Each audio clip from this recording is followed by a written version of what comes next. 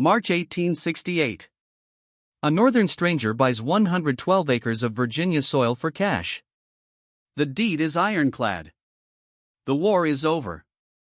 Yet when he rides up that long drive in April, smoke curls from the back cabins. A family is cooking supper. Children are laughing. They know the land is no longer theirs by law.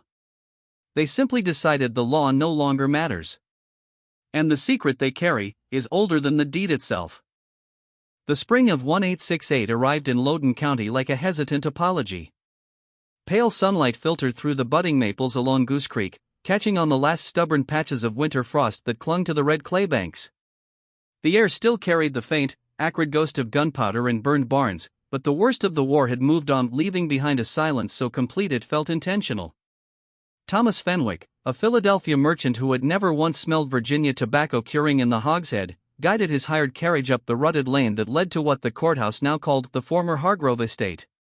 His gloved hands rested on a leather satchel containing the deed, the survey map, and a letter of introduction he would never need to present.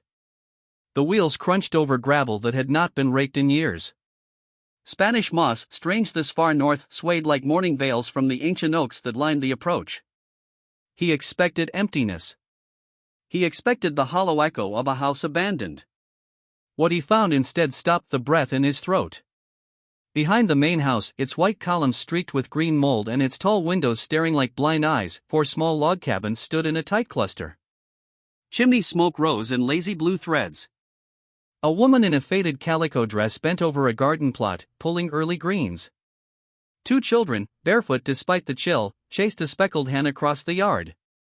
A man in his 60s sat on a stump sharpening an axe with the steady rhythm of someone who had done it every spring for 40 years.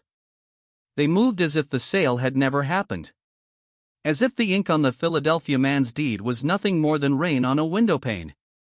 Fenwick's letter to his lawyer that night, written by lantern light in the dusty parlor, the smell of mildew and old pipe smoke thick around him, has never been published. But those who have read the surviving copy say the careful phrasing cracks open in the final paragraph like a fault line.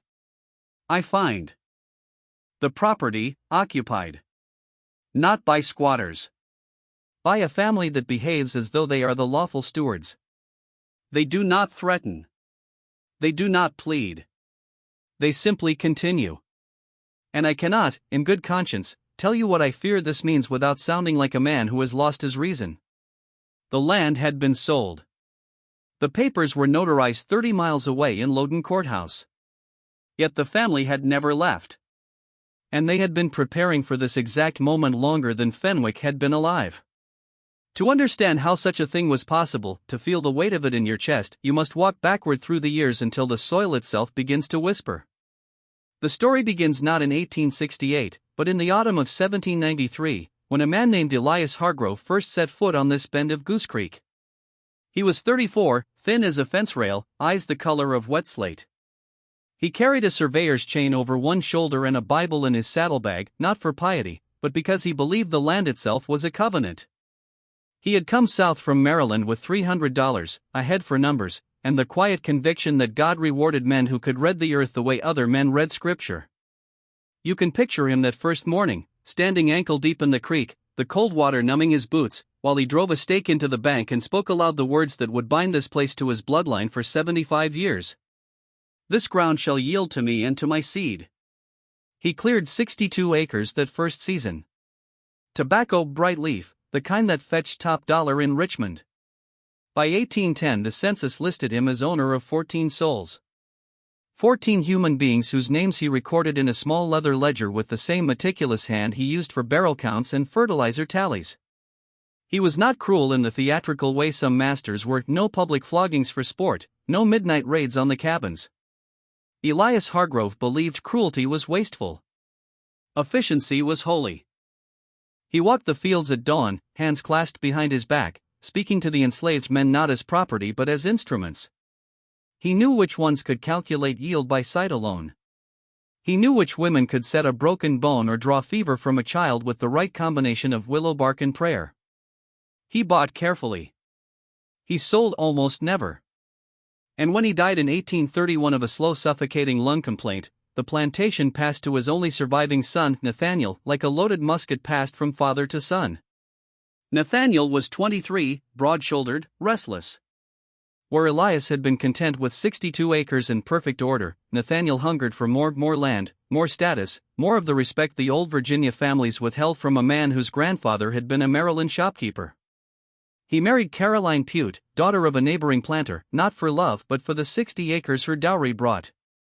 He bought more enslaved workers. He pushed the fields until the soil itself began to bleed red dust into Goose Creek after every rain. And it was into this hungry, expanding world that a man named Henry stepped one April morning in 1836. The purchase record is brutally simple. Henry, age approximate 28, cooper and field hand, bought from estate of R. Dunmore, Fairfax County. Price, $475. Wife Ada. One girl child, approximate 3. They arrived in a wagon that creaked like old bones. Henry's shoulders were already thick with muscle from years of barrel-making. Ada carried their daughter on her hip, the child's eyes wide and watchful. No one who saw them that day could have guessed that these 3 people would quietly become the living heart of the plantation and the seat of its undoing. Henry's hands were magic with wood. Within 2 years the estate accounts stopped listing him merely as cooper and began noting Henry's count on Northfield and fence line repaired per Henry's assessment. Nathaniel Hargrove, proud, impatient Nathaniel, found himself listening to a man he owned. He hated it. He needed it. And Henry, who never once raised his voice or asked for a single extra ration, understood exactly how much power that need gave him. Ada moved like smoke between worlds. She was the only person on the place who could walk into the big house at midnight without being challenged. When Caroline Hargrove's eldest son burned with fever in 1843, it was Ada who sat beside the boy's bed for 3 nights, pressing cool cloths soaked in her secret infusion of boneset and catnip. Caroline wrote to her sister in Alexandria, "I do not know what we should do without her. I confess I am sometimes frightened by how much I have come to rely on her judgment." Those words, written by a mistress to another white woman, carried the tremor of someone who has realized she is dependent on the very people the law says she owns. Their daughter Clara grew up inside this strange balance of captivity and quiet authority. She learned the land the way other children learn nursery rhymes. She knew which bend of Goose Creek flooded first in spring. She knew which herbs her mother gathered by moonlight for women's troubles. She watched her father stand shoulder to shoulder with the man who owned him and speak of drainage as if they were equals.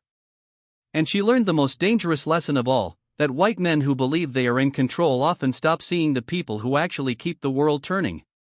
Then came the winter of 1851. A household ledger, usually so precise it recorded the cost of a new axe handle in 1837, goes completely silent from November to February. 3 months of blank pages. When the entries resume, the first purchase is 6 white oak planks for partition in south cabin. At the same time, Caroline Hargrove's letter to her sister, preserved by sheer accident in the Virginia Historical Society, contains one paragraph that feels like a scream wrapped in silk. I will not say more of what occurred here in December, as Nathaniel has made it plain that the matter is closed. Ada is well, which is more than I expected. The child has been settled in the south room, which has been made more private for the purpose. I trust the arrangement will hold as it must for all our sakes. A child. No name. No explanation. Just settled. And a wall built to hide it. From that winter forward, the south cabin, once home to a field hand long dead, became its own secret household. Quarterly allotments appear in Nathaniel's personal ledger, extra cloth, extra shoes, extra candles, always charged directly to him, never to the general plantation account. By 1856 the notation changes to South Cabin 2 persons. By 1858, South Cabin 3 persons, additional cloth for the child's winter clothing. The ledger never names them. It never explains. It simply records what must be fed and clothed so the secret can continue breathing. And all the while, in the county courthouse and the parlors of Loudoun, men whispered about the girl in the back house and whose blood she truly carried. They never wrote it down. Writing it down would have made it real. By the time the first cannon fire opened at Fort Sumter in 1861, 3 generations lived in those 4 cabins. Henry and Ada, now gray-haired, backs bent but minds still sharp as the axes they kept honed. Clara, 28, strong, watchful, carrying knowledge no ledger could ever capture. And in the south cabin, 2 children born on this land whose faces bore the unmistakable stamp of Hargrove blood, and whose existence was understood by every white man in the county and recorded by none of them. The war did not arrive with trumpets. It arrived like rot, slow, creeping, inevitable. Union troops swept through Loudoun County in the summer of 1861, taking horses, grain, and any enslaved person who could run. Confederate cavalry used the same roads the next year, pressing men and boys into service whether they wished it or not. By 1863 the armies had trampled the same fields so many times that the soil gave up trying to grow anything but thistle and resentment. The big house stood empty after Caroline and Nathaniel fled to Richmond in 1864. The fields went to weeds. The timber along Goose Creek was cut for firewood by whichever army passed through last. Livestock vanished. Records were burned. And yet, behind the main house, smoke still rose from those 4 cabins every single morning. The family tended their garden. They repaired fences. They kept the creek clear. They raised the 2 secret children, now old enough to understand that the world outside those cabins had gone mad, while the world inside had simply continued. They were not waiting for freedom. They had already decided what freedom meant on this particular piece of ground. And when the war finally coughed itself out in 1865, when the 13th Amendment was ratified, when every other enslaved family in Loudoun County packed what little they owned and walked north or west or simply away, Henry, Ada, Clara, and the 2 children whose names the ledgers never bothered to record, stayed. They stayed because they had paid for this land in ways no deed could ever measure. They stayed because the secret they guarded was now bound to the soil itself. They stayed because, in their quiet, unbroken way, they had become the only rightful owners this plantation had ever truly known. Thomas Fenwick did not yet understand any of this when he stepped down from his carriage that April morning in 1868. He only knew that the land he had purchased was not empty. And something in the way the family looked at him, calm, unsurprised, almost pitying, made the hair rise on the back of his neck. Because they had been expecting him. They had been expecting this moment for 32 years. And they were ready. The war did not end on the Hargrove plantation in 1865. It simply changed clothes. Nathaniel Hargrove, 56 when the first shots cracked at Sumter, never wore gray. His heart had already begun its slow betrayal years earlier, tightening in his chest like a fist closing around a promise he could no longer keep. He stayed behind the lines, managing what remained of a world that was slipping through his fingers. His eldest son, Edward, the boy whose Latin exercises Caroline once described with maternal pride, rode out in the spring of 1861 wearing the bright confidence of youth and a new cavalry uniform. He died at 2nd Manassas in August 1862, 25 years old, cut down in a cornfield turned slaughter pen. The household ledger records it in one line, written in a hand that trembles, heavier ink, slower strokes, as though the pen itself resisted the truth.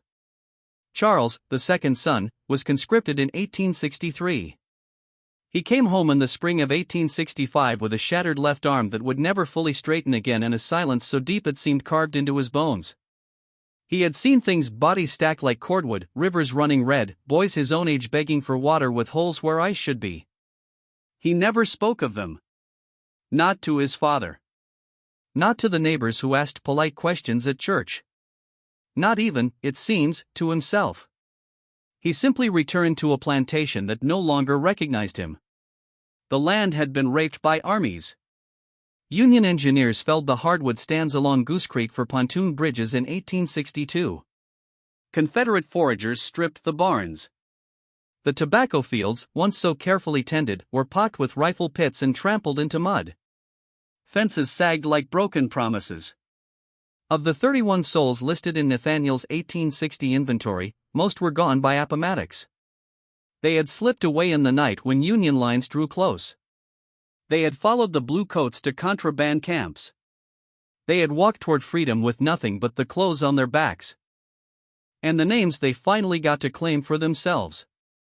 The Freedmen's Bureau agents who fanned out across Loudoun County in the late summer of 1865 found them, hundreds of men, women, and children registering new lives. They signed labor contracts. They asked for back wages. They stood in line to have their freedom written down on paper that carried the weight of law. Henry, Ada, Clara, and the 2 children in the south cabin were not among them. Not a single entry bears their names. Not one affidavit. Not one request for assistance. In a county where freedom was being claimed with fierce urgency, their absence is louder than any shout. Bureau agent Alton Davies rode out to the western Goose Creek properties in October 1865. His report, preserved in faded ink at the National Archives, contains a single paragraph on the Hargrove place that reads like a confession disguised as bureaucracy. At the Hargrove farm, proprietor N.H. Hargrove confined to his room with heart complaint. House managed by son C. Hargrove, not available. For rear cabins occupied by colored family, elderly man and woman, their adult daughter, 3 children. Upon inquiry registration or labor contract, elder man stated only arrangements had been made and they were well provided. Daughter stated no need of bureau assistance at present and that they fully understood their situation. Politely but firmly declined further discussion. South cabin recently repaired, new chinking, threshold replaced. Garden well maintained. Firewood stacked. Did not press. Proceeded to next property. Read those words again. Arrangements had been made. Past tense. Done. Finished. Not we are thinking about it. Not we are waiting to see. Arrangements already completed. Clara, 32 years old by then, raised on this soil, taught every secret the land held, looked the agent in the eye and said, "We understand our situation fully. Not we are confused. Not we are hoping. Fully." Davies felt it, the quiet certainty. That turned his offer of help into something irrelevant. He rode away and never came back. Nathaniel Hargrove died 4 months later, January 1866, in the same upstairs room where he had lain when Davies visited. He died knowing something the rest of the county only whispered about. He died with a conversation still fresh in the air, a conversation he had held with Clara in the autumn of 1865, while his heart stuttered and his empire crumbled. Charles tried to hold the place together. He borrowed against the estate. He hired 2 freedmen through the bureau. They worked a few weeks, then left when the pay never came. The 1866 tobacco crop was pathetic, late planting, drought, soil too tired to care. By late autumn Charles was finished. He packed a single trunk, settled what small debts he could, and vanished. A letter from Attorney Colton reached him in Richmond once. After that, silence. No census entry in 1870. No grave marker in Loudoun County. He simply disappeared into the wreckage of the post-war South. For 2 years the Hargrove plantation existed in purgatory. Title clouded by debt. Fields growing thistle. House weathering into gray. And behind it all, 4 cabins alive with purpose. Smoke rose every morning. The garden was turned. Fences mended. Children grew taller. The family did not wait for rescue. They did not wait for permission. They worked the land as though the deed had always been in their names. Thomas Fenwick arrived April 14, 1868, exactly 1 month after the courthouse recorded the $800 sale. He was 41. A hardware merchant who had grown rich selling nails and hinges to the Union Army. He believed in arithmetic more than morality. He believed $800 for 112 acres was a bargain that could pay dividends in 4 to 6 years if managed correctly. He had no sentiment for the South. No ghosts in his past. Only numbers. He stepped down from the hired wagon into cold, clear air that smelled of wet clay and budding dogwood. The big house stood like a tired sentinel, peeling white paint, warped green shutters, porch sagging under invisible weight. The fields looked salvageable. North field weedy but furrows still visible. South field dark and well-drained, promising. He walked the perimeter, notebook in hand. Then he rounded the main house. And stopped. Smoke curled from the 3rd cabin's chimney. Laundry hung on a line, small shirts and dresses snapping in the breeze. Firewood stacked against the 4th cabin in precise rows. The second cabin's door had a new threshold board, fresh sawn oak. A garden behind the south cabin showed neat rows of early greens pushing through black soil. This was not abandonment. This was stewardship. A door opened. A woman stepped out carrying a wooden bucket. Mid-30s. Dark dress. Steady gait. She saw him. Set the bucket down. And walked straight toward him. Not running. Not hesitating. Walking like someone who had rehearsed this moment in her mind for years. She stopped 10 feet away. "Good morning," she said. Voice level. No deference. No fear. The tone of someone concluding a long transaction. Fenwick, man of ledgers, recognized the tone. "Good morning. I am Thomas Fenwick of Philadelphia. I have recently purchased this property. May I ask who you are and by what arrangement you are living here?" "My name is Clara," she answered. "My family has been on this land since 1836. My father Henry and my mother Ada are in that cabin," she nodded toward the second, "and my children are in the one behind me." "I see." Fenwick glanced at the cabins again. Smoke. Laundry. Firewood. Life. And by what arrangement? "By a conversation with Mr. Nathaniel Hargrove," Clara said. "In the autumn of 1865. Before he died." Silence stretched between them like taut wire. "What kind of conversation?" Fenwick asked. "The kind," Clara replied, "that would be useful for you to understand before you decide anything." Fenwick was a businessman. He understood leverage when it stood in front of him wearing a calico dress. "I'm listening." Clara did not tell him everything. She was too wise for that. But she told him enough to crack the foundation of every calculation he had made. First, the land itself. She described the drainage system Henry designed in 1845, every swale, every redirect that turned the south quarter from swamp into gold.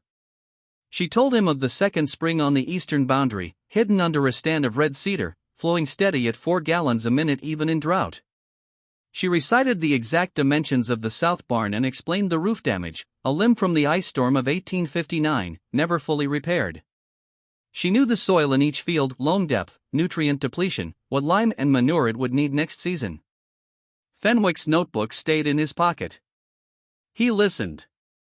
Because everything she said matched what he had seen and filled in what the assessor had missed. Then she spoke of the debts. Colton's accounting was clean. Banknote from 1861. Supplier claim from 1863. Small merchant bill from 1866. All documented. All transferred with the deed. But there was another debt, Clara said. One Nathaniel Hargrove acknowledged in that autumn 1865 conversation. A debt he wrote out in his own hand. Witnessed by 2 neighbors still alive. Kept safe in the south cabin for 3 years. She did not show him the letter yet. She wanted him to feel the weight of it first. Then she spoke of the children in the south cabin. Their names, real names, chosen by her, not assigned in a ledger. Their ages. And, without heat or drama, the truth of their parentage. The truth James Prout had hinted at in that 1858 affidavit. The truth every man in Loudoun County understood but never wrote down. The truth that lived in the shape of their faces. She did not accuse. She stated facts. The way one states the date of a harvest or the phase of the moon. Fenwick stood in the mud, April wind moving through his coat, and felt something shift inside him. Not fear exactly. Not guilt. Recognition. Recognition that the arithmetic he had trusted was incomplete. That the land he thought he owned had already chosen its keepers. That a debt older than any banknote had been carried forward, quietly, patiently, unforgettably. Clara looked at him with the same calm she had used on Agent Davies 3 years earlier. "I will show you the letter," she said. "But first, you should walk the land again. With my father. He built what you plan to profit from. He should be the one to show it to you. Fenwick did not answer immediately. Behind them, the creek murmured over stones it had shaped for centuries. Somewhere in the distance, a child laughed. And the weight of divine justice, of promises made in secret, of blood mingled with soil, of 32 years of silent testimony, settled over the plantation like the shadow of a cloud no one could outrun. The April sun had climbed high and indifferent by the time Clara finished speaking. Midday light poured through the bare branches, striping the mud between the main house and the cabins in sharp, cold bars.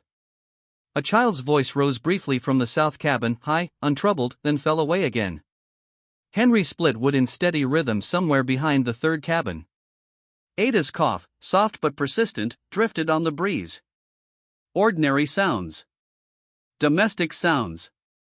The sounds of people who had decided, long ago, that this patch of red Virginia clay was home. Thomas Fenwick stood motionless, hands still in his coat pockets, ledger mind turning over everything she had laid before him like cards on a table. The drainage Henry built. The second spring she described in exact location and flow. The children's names, real names, spoken for the first time to a white stranger. The blood tie that every man in Loudoun County already knew but never wrote down. And the proposition she had just made, not a plea, not charity, but arithmetic. "What is it you want, Miss Clara?" he finally asked. She had rehearsed the answer in her head for 2 years. "We want to stay." Simple. Final. "We have been here longer than the paper you hold. We know this land better than any overseer you could hire.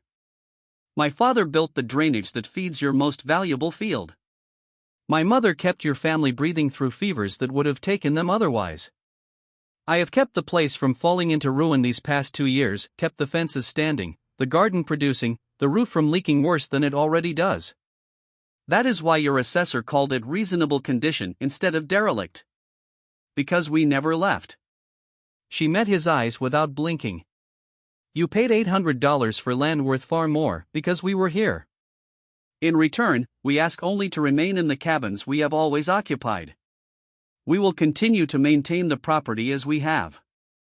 And my children will be recognized, in writing, as having the right to remain here for as long as they choose." Fenwick exhaled slowly. "You understand the law." "I understand the law," she cut in, quiet but steel-edged. "I would like you to understand it as well, before you decide." That night, after the evening meal he ate alone from provisions brought from Leberg, Clara brought the letter to the main house. She placed it on the desk, the same desk where Nathaniel once tallied barrels and souls, and kept her hand on the folded sheet while she watched him. 1 page. Folded twice. Ink faded but legible. Dated October 12, 1865. Fenwick compared the handwriting to the ledgers still on the shelf above. Unmistakable. The preamble was formal, almost legalistic, as though Nathaniel had been coached, or had read enough courthouse documents to mimic the form. "I, Nathaniel Hargrove, being of sound mind though not of sound body, do here set down what I intend to be a permanent and binding record of certain matters relating to the persons in my care, and to the property I have owned and managed for the past 40 years. I set this down of my own will, without coercion, in the presence of witnesses whose names appear below, because I am not certain I will live long enough to make these matters right through proper channels, and I wish them to be as right as I can make them with the time remaining." 3 pages followed. He acknowledged, carefully, never crudely, that the 2 children in the south cabin had been fathered by him. The same December 1851 event Caroline had veiled in her letter to her sister. He acknowledged the blood connection that, in another time or court, might have carried inheritance implications. He acknowledged the decades of service Henry, Ada, and Clara had given service, the ledgers recorded only as output, never as debt owed. And then the clearest sentence in the document. "It is my wish and intention that Clara and her children, and Henry and Ada for as long as they shall live, shall have the right to remain upon this land for as long as they shall choose, and that any subsequent sale or transfer of this property shall carry this obligation with it." Below his signature. Walter Pugh, Jr. Reverend James Halcott, Goose Creek Meeting. Fenwick read it twice. Set it down. Stared at the paper as though it might speak again. "This is not a deed," he said at last. not a legal instrument that would bind a sale. No, Clara agreed.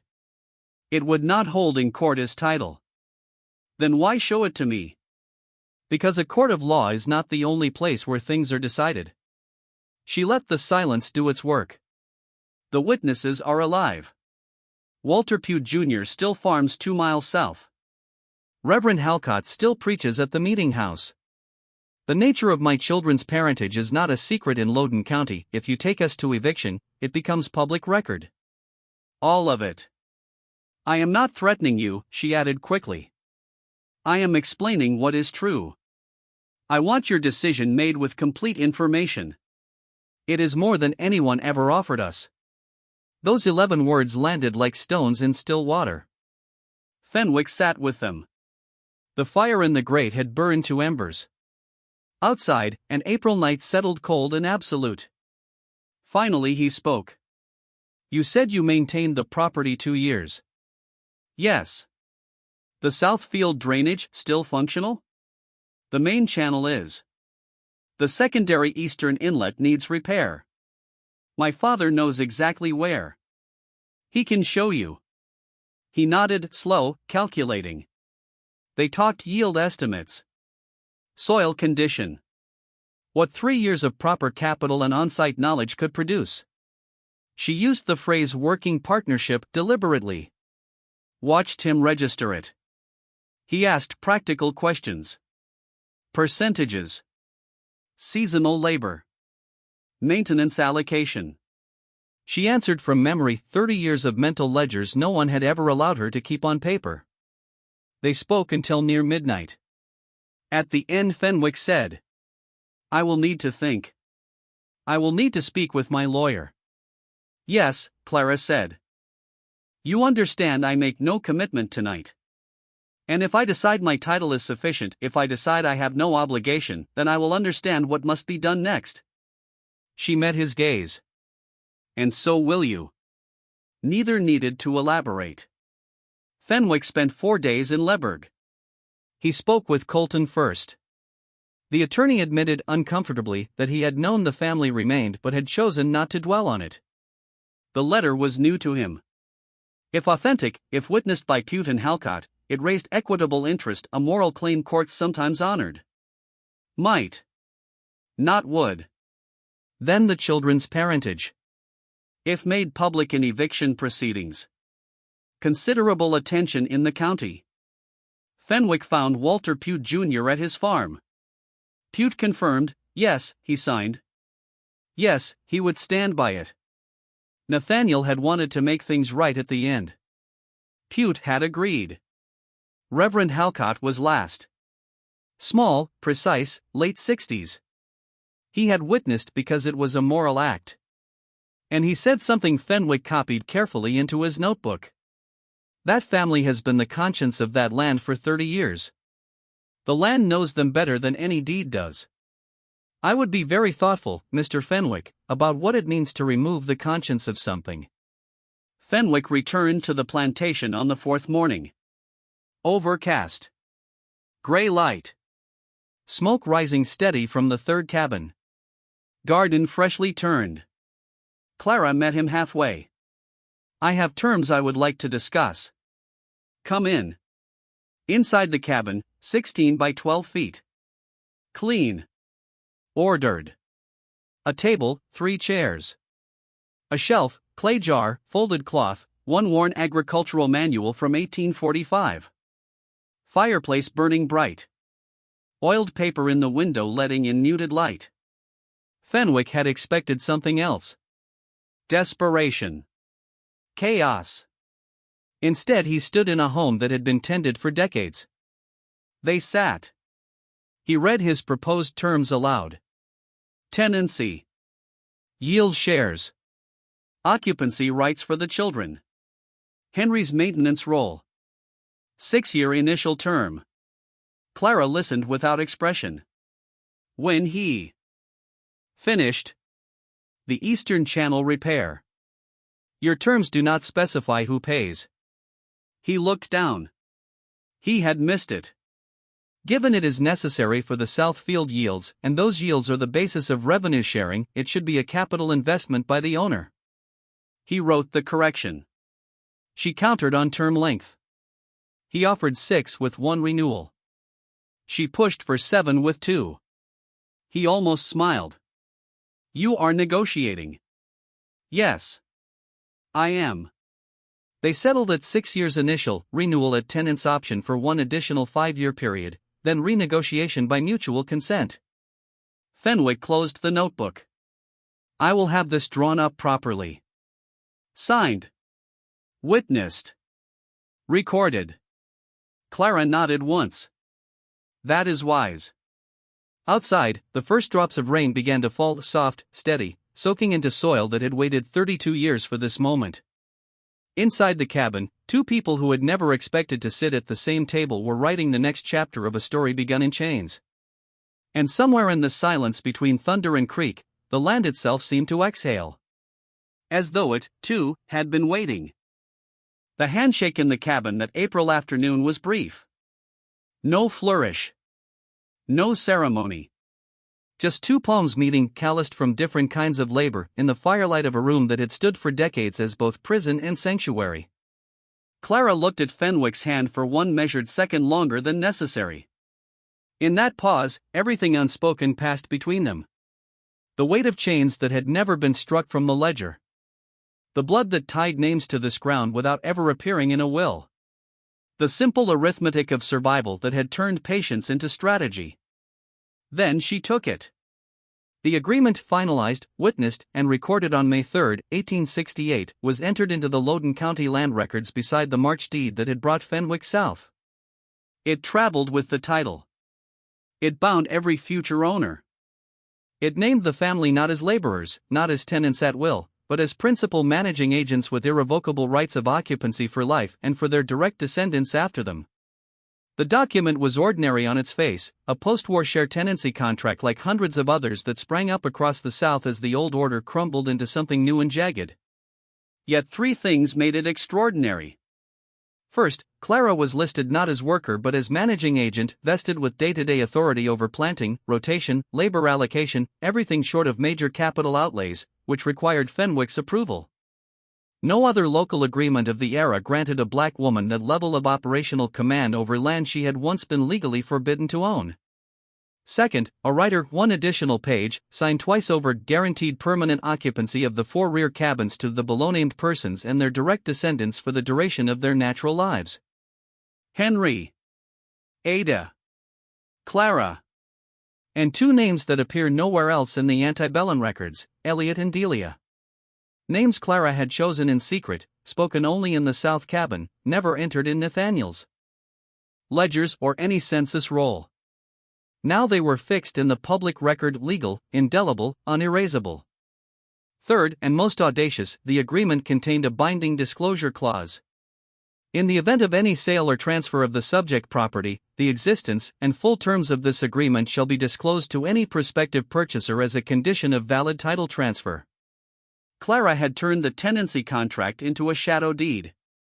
It rode with the land forever. No buyer could ever claim ignorance. No future owner could pretend the family was a surprise. Fenwick returned to Philadelphia in early May carrying more than account books. He carried the understanding that $800 had purchased far less control and far more obligation than he had calculated. He came back every spring and fall for 12 years. 2 to 3 weeks each visit. Always at the same desk in the front room. Always reviewing Clara's meticulous quarterly figures, yields up, costs down, drainage flawless after Henry's final repair in 1868. The South Field began outperforming even her projections. By 1872 the North Field was fully restored. By 1874 the storage barn had a new roof. By 1876 fresh fencing ran the northern boundary. The land was not merely maintained. It was cherished. Tended the way one tends what one has already paid for in blood, sweat, and decades of strategic silence. Henry died in late March 1871. The first tobacco seedlings were already green in the cold frames. He passed in the bed he had slept in for 35 years, creak sound steady through the wall, Ada and Clara at his sides. Clara's letter to Fenwick was brief, practical, planting on schedule, hired men retained. Only one sentence broke form. He knew every foot of this land. He made it what it is. I hope that is somewhere recorded. It was. In the channels he had cut. In the soil he had coaxed back to life. In the granddaughter and grandson who now walked the same rows. Ada followed in autumn 1875. She had continued her rounds, curbs, poultices, quiet counsel until the last months. Even when her legs failed, her hands stayed steady. Neighbors still sent for her, though now they waited. Clara was 42 when her mother died. She kept calling the place the Hargrove Plantation out of habit, even as Fenwick's name appeared on the tax rolls. Fenwick never called her friend. The distance between them remained polite, structural, born of history neither could erase. Yet respect grew between them, the respect of two people who keep their word when every incentive is to break it. Elliot and Delia came of age under that same roof. Born in the early 1850s, they had been children through war, teenagers through Reconstruction's bright, brief promise, young adults as that promise darkened into Jim Crow shadow. They knew their lineage, not all at once, but in portions Clara measured out carefully. By the time they read the courthouse writer bearing their names, they understood why it had been necessary. They stayed. Not from lack of choice. The law had given them freedom to leave since 1865. They chose the land because it had chosen them first, through 30 years of knowledge, labor, and unyielding presence. Elliot inherited Henry's gift for the physical world. He mastered the drainage, repaired blockages no surveyor would notice, kept water moving exactly where it needed to go. Delia carried Ada's quiet power of observation. She watched every conversation between her mother and Fenwick with the attention of someone memorizing scripture she would one day teach. In summer 1880 Fenwick arrived with a proposal: shift to remote oversight, quarterly reports instead of annual visits. His hardware empire had grown too large for long absences. Clara asked precise questions: dispute resolution, renewal clauses, disclosure to future buyers. He confirmed the 1868 agreement would travel with the title. She accepted. Before he left, she spoke once more. When you came in 1868, you had a deed. We had 30 years. I thought it would be a contest over which mattered more. And? Fenwick asked. You were the first who was willing to have a conversation instead. He paused. I think you would have managed either way. Perhaps. But this was better. He looked back once as the wagon pulled away, main house, outbuildings, for cabins with morning smoke rising like prayer. He never returned. The reports continued. Accurate. Timely. The plantation, still called Hargrove by everyone in Loudoun, thrived under the 1868 terms through the 1880s. Clara stepped back in 1887, mid-50s, joints and lungs heavy with accumulated years. She never stopped working entirely, she would not have known how, but she passed daily operations to Elliot, infrastructure, and Delia, accounts, correspondence. Fenwick died in 1889 at 62. The property passed to his son George. George arrived in spring 1890, first time in Virginia. He found Delia waiting with accounts, a copy of the 1868 agreement, and the same calm certainty her mother had shown Fenwick 22 years earlier. He read the writer. Consulted lawyers. Learned the transfer clause had teeth, 2 decades of successful operation had made it practically ironclad. George was not his father. He lacked the ledger pragmatism, the willingness to see value beyond ownership. He probed the agreement's edges for years, every visit an exercise in restrained courtesy, every question searching for weakness. He never found one. Clara had been too precise. Henry's work too foundational. Clara died winter 1893, about 60. In the same cabin. Same room. Same creak sound through the wall. Elliot and Delia at her side. The next generation, fourth on the land, old enough to grieve, young enough to marvel. No obituary appeared. Black women of her era rarely did, no matter their deeds. What survives is the courthouse record, agreements still active, names still protected. And a letter Delia wrote to a cousin in Washington that spring.